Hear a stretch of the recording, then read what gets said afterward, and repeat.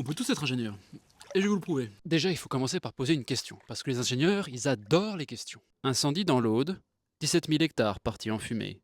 Quel impact sur le climat? Ensuite, il faut trouver 3 chiffres. Selon l'IGN, l'Institut national de l'information géographique et forestière, en Occitanie, la forêt stocke en moyenne 71 tonnes de carbone par hectare. Un hectare, c'est un carré de 100 mètres par 100 mètres. Hein.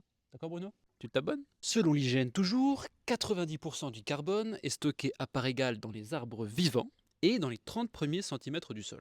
Donc on va prendre une hypothèse conservatrice, on va considérer que 25% de ce carbone-là a brûlé suite à l'incendie. Voilà, c'est comme ça. Tu t'abonnes, hein? Troisième et dernier chiffre, on veut convertir le carbone en CO2. Donc on va prendre le coefficient converteur du carbone pour aller au CO2. C'est 3,67 car 1 kg de CO2 contient 273 grammes de carbone. C'est comme ça. On multiplie tout ça et tada! 1,1 million de tonnes de CO2.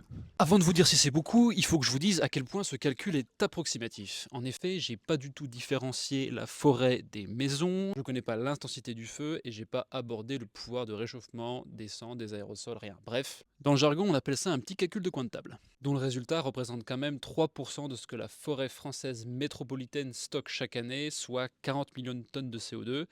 Donc c'est quand même bien ballot que tout ça soit parti en fumée. Votre diplôme,